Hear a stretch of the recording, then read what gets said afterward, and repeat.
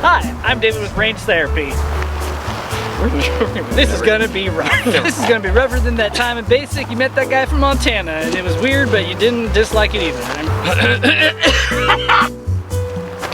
Hello and welcome to RangeTherapy. Today we're gonna be covering a pretty spicy topic, a little controversial. Bullpups. Wow. Bullpups have been kind of taking the gun world by storm. We've seen lots of conversion kits, and today we're gonna compare the major three. This is my brother David. He's gonna be joining RangeTherapy. He's gonna be helping me with a lot of content and other things like that. We're also gonna have some more people coming on the channel and helping out, kind of grow this thing. But let us know what you guys want to see, what you guys want to see compared or beyond reviews. We do talk prices on this channel. We do talk kind of to the average consumer, not Mr. Joe Schmo with $1 million to spend. We want to help you guys pick a good battle rifle, something that's going to be reliable, something that you could take to a who hits the fan situation. So boogaloo, boogaloo. So enjoy it, and yeah.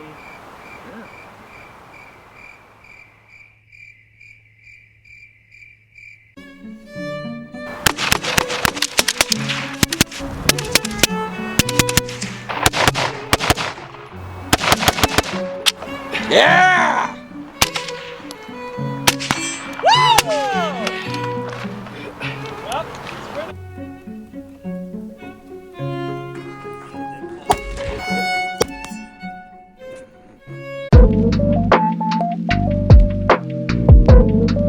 So why bullpups? Why would anyone want to run a bullpup? Why indeed? It's just all about that overall length being less. Here we have a 14.5 inch upper. We've got a 16 inch, correct? 16 inch barrel, and this is a 12.5 inch barrel, but suppressed. So you can see that they're all quite a bit shorter than what you'd normally see in a full length gun. What is a bullpup? For those who don't know, just the magazine is going to be behind the fire control group. That's what makes a bullpup a bullpup. Some people argue that pistols are bullpups. People would be special. I would argue too, yeah, like pretty much the only major benefit to a bullpup is the length. Like that is kind of the main argument for it. And like others, and we'll get into it, are more like, I don't know, some are easier than others to like reload and manipulate and all that jazz. But the one thing I find is the second you put even just like a sling on, that gets in the way of, getting to your magazine well. I mean, It just likes to fall right in front of that, and manipulation is so much harder than the standard AR configuration. Right. And that's been, even with like the Devore you had, it was the X95, was that the first one you had? Pretty much the same thing. I mean, not to poo-poo on bullpups, I think they look freaking cool. I know some people think they're awful, but I mean, freaking space guns here. Space guns, man. Space guns. I think there is a place for a bullpup. Like if I was on a boat, if I was in a vehicle all the time, then you get that velocity too. So it's in a smaller package, but it might be worth the velocity hit to run an SBR or AR pistol or something like that for that maneuverability. Because the ergonomics, especially when we get into chassis, you really start to have to play with your switches and what is that doing for your reliability and things like that, and start adding more parts. Right. Yeah, and that is a big thing is because you're setting these in chassis, you're essentially having like two trigger systems and stuff like that. There's redundant areas where it can fail rather than kind of like safeties, except for which one is it here that doesn't have it? This guy not have the redundant safeties? Both of these have safety deletes. Oh, yeah. Awesome. Okay, you can run a redundant safety, but yeah, but here you can see like, this one you have your original, and on that guy too. Not the end of the world by any means, but yeah, there's just a lot more moving parts, and that's one of the reasons I like the AR platform so much, is the simplicity. So the SRU Precision, their SARB SARB-15 chassis. This is the first one I saw and was just like, ooh, I want that. And so here we are. It's pretty. It's pretty, and it's. I think it's pretty sweet. And of the space gun looking things, like I think this is like straight out of Halo. I need a weapon. be like that. Yeah. And I grew up on that crap, so I love it. I love how like modular and how many freaking different ways to customize this thing there are. Like this can come off, and then you can add, any length of upper you want. But it's kind of made like the 14.5s, I believe, like line up with the handle guard perfectly. It looks real nice, but then it comes with different hand guards for like pistol builds. This stock just like peels off fairly easy, if I can get to it. The whole thing just comes off, so then you can get a plate that if you're not running like a rifle length upper, now you just have, it's for pistol length. I mean, it's that simple. But, and then it runs with the Jackal uppers with just a different back plate. Same with like mil spec. You just need the short buffer systems. And then here, the Foxtrot mic, you just put a little end plate on it. Again, it's so simple. And we should say too, on that note of the uppers, we're not reviewing the uppers. We know that all of our uppers are kind of configured differently. A 16 inch is going to recoil differently than a suppressed 12.5 or 14.5. We know that. Mainly what we're comparing is, quality, function, ergonomics, things like that, as far as, assembly, all that jazz. So just before everyone in the comments starts blowing us up, well, it wasn't fair because of the uppers.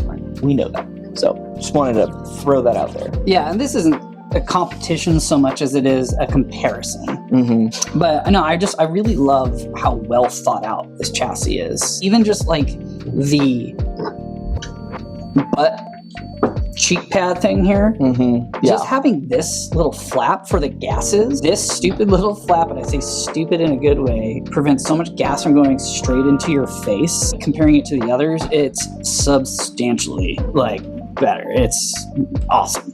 And that's just one of those things. Other things I really appreciate about this chassis is just these magazine releases. It's ambidextrous, but you have the paddle here, so you can do those AK reloads. Seems pretty robust. Doesn't feel cheap, which I appreciate. It doesn't feel like a range toy. It does almost feel like doing a pistol reload. Right. Yeah, I know a lot of people are shy of bullpups because of the ergonomics and reloads. I found reloads to be kind of organic. Yes, pretty quick to train and get them, just because I feel like pistol reloads. Yeah, but you also bring up a really good point. Shooting suppressed with a bullpup, so even the Tavor X95, which I'll call that a real bullpup rather than a chassis bullpup, it sucked. It's gassy. I feel like bullpups are gassy. You're always going to get a little bit more of that jaunt in your face, just having everything happening right where your face is. And finally, too, I was running a Timney 3-pound trigger. It was like a competition, just like a set trigger. It did take a lot of adjusting, and we'll kind of get into that in the nitpicky portion, but it resets great. Having the trigger system here doesn't affect it or add any poundage. It feels like it's smooth and crisp. It feels like the actual trigger. So their trigger system is really impressive, I feel like, in here. All of these triggers compared to the X95 or the Tavor before that, all of the triggers are 10 times better. Yeah. In these bullpups. Accuracy 10 times better. That's been kind of my biggest thing. This is kind of the way to go. If you're going to run a bullpup, I would run one of these chassis. Up next is the A3 Tactical Triad. So I did actually own one of these with the Foxtrot mic upper. This is the Jackal version, and I like this one a lot. You got to buy the specific chassis per the upper you're going to be using. So this is obviously the Jackal one. They do a lot of cool things here. I think this one is really well thought out as far as what kind of work, butt to tip.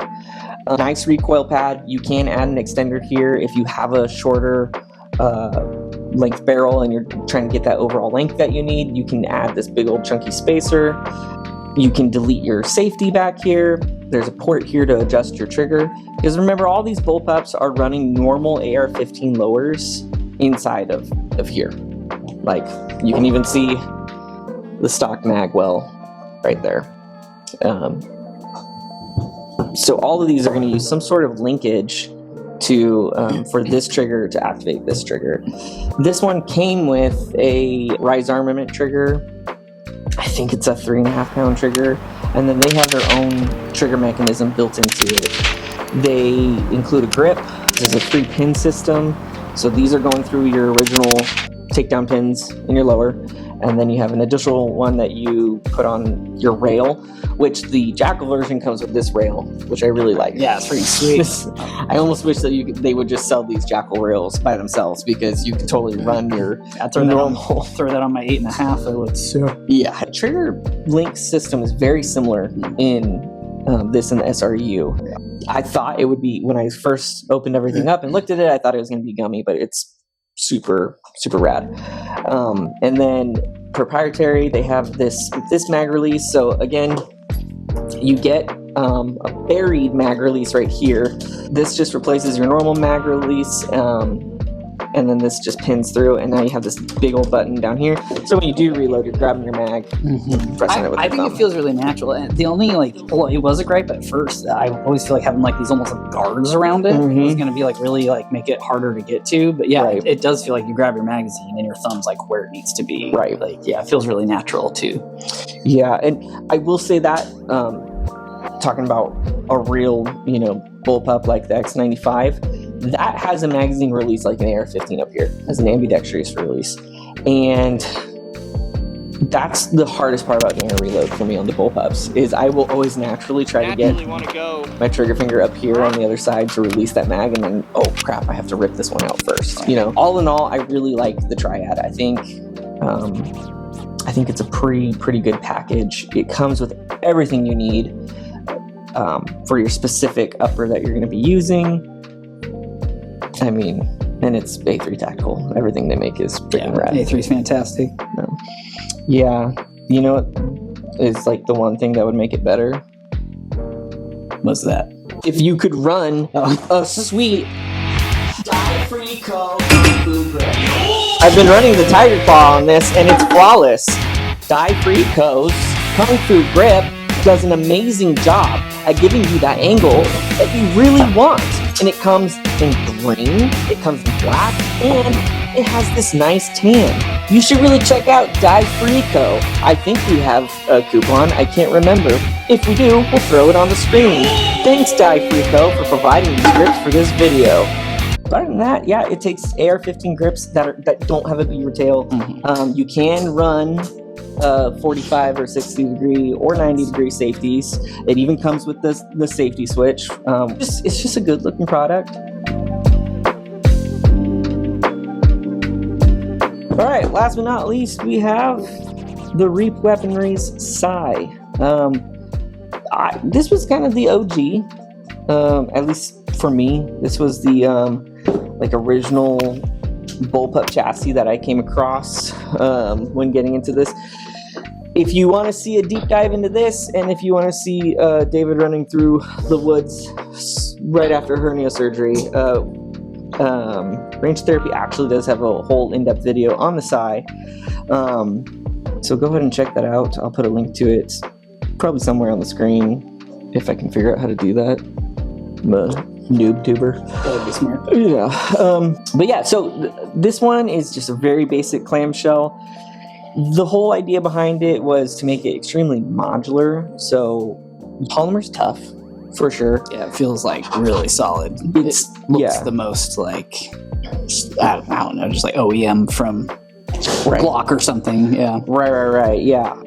It's very customizable though. So I did actually fit this chassis to work with the Jackal, and so for that you literally just can remove material. I remove some here and on the other side, so just fit those dimensions of the Jackal. Still works fine with this FM15 upper as well, but it's pretty cool. That was kind of their whole idea, is that it would work with anything. If you just take a Dremel, or right here, for some reason on this one I needed a mod, cut this out so that my ambidextrous release would work. The first one I had didn't need to do anything like that, but for some reason this one just wasn't having it. It'd be easy to pretty that up if you wanted exactly. to as well. Yeah, if you have a Dremel and you have the Reap, you can fit it to anything. But yeah, it's really simple.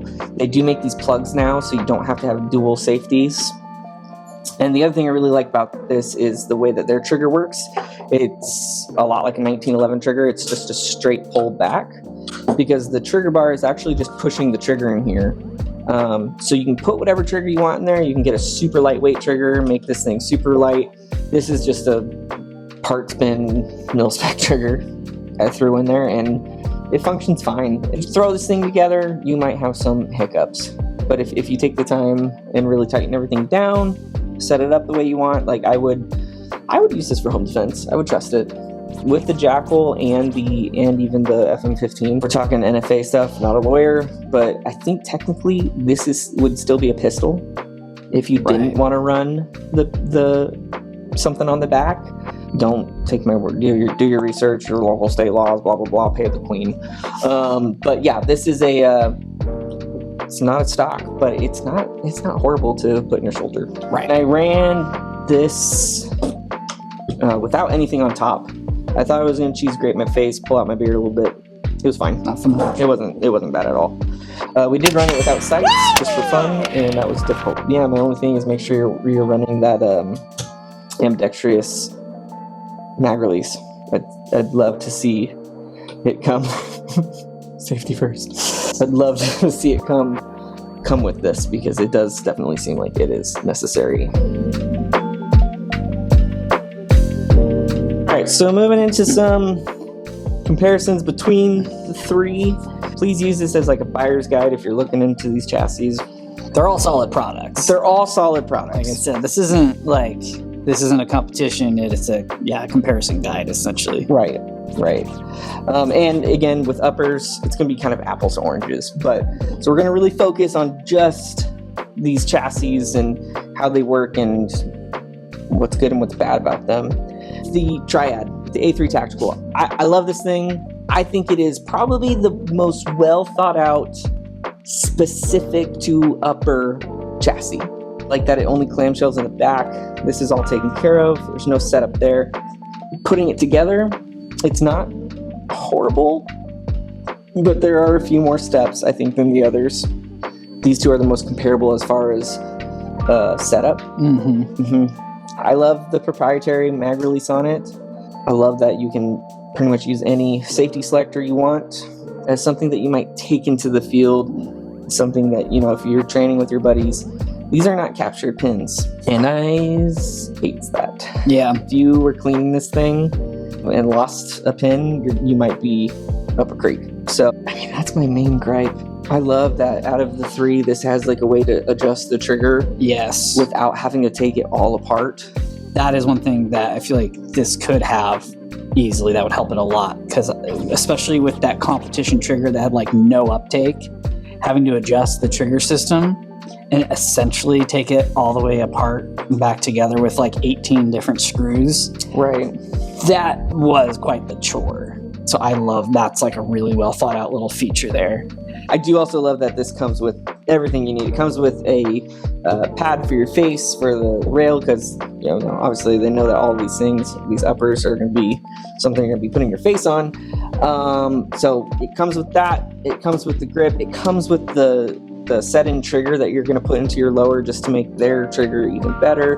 But again, you can use whatever one you want. But I just like that it comes with one. My only other gripe is I don't like this butt pad.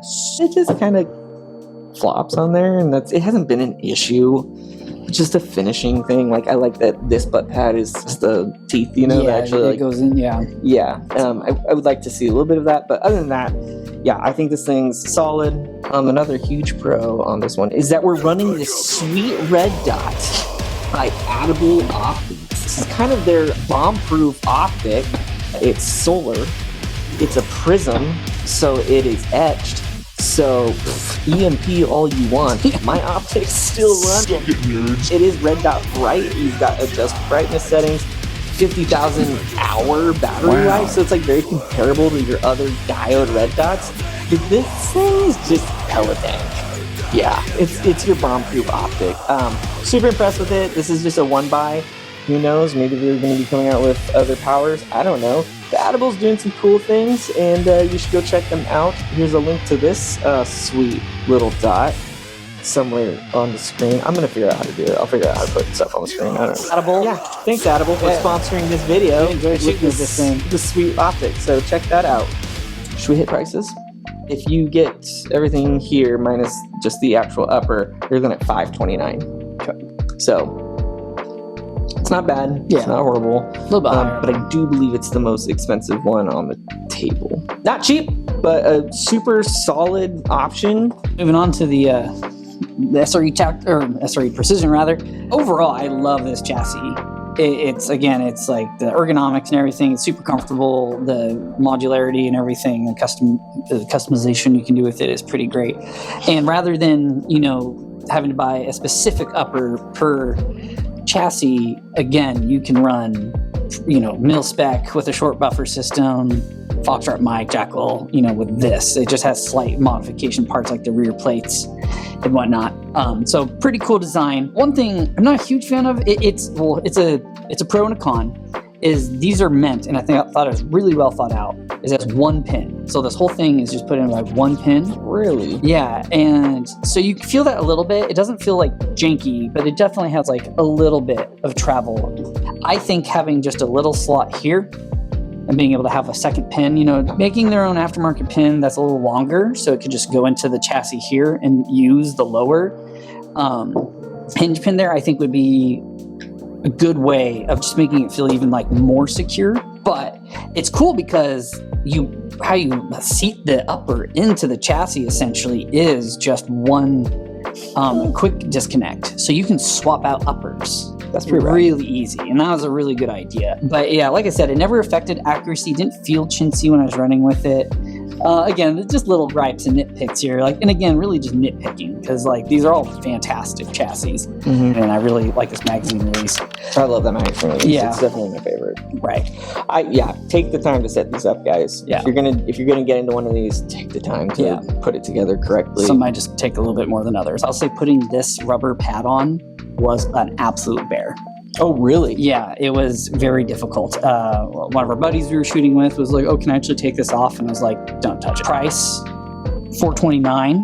So I think that's a pretty freaking fantastic price. Mm-hmm. What I got with $429 was the hand guard, and you can these are optional, so it's a little cheaper without the hand guard. You get the chassis itself, the little cheek pad. So I think for the price, this definitely has the most bang for buck.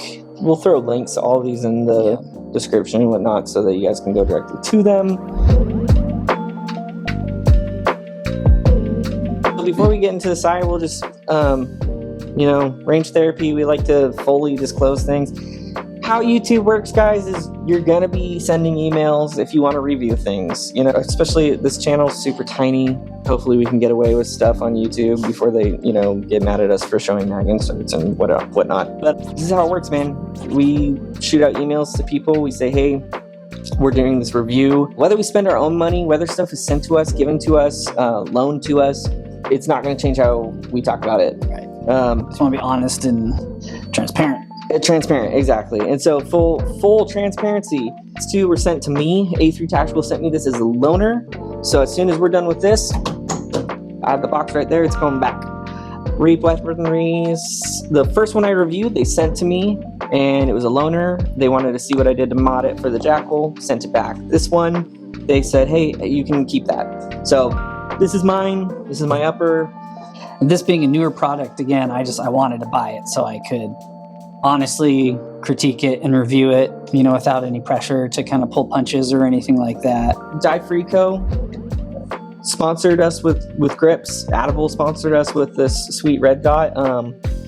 That's basically it. Yeah. I think. Cool. So with the Sigh, I like the Sigh. It's very simple.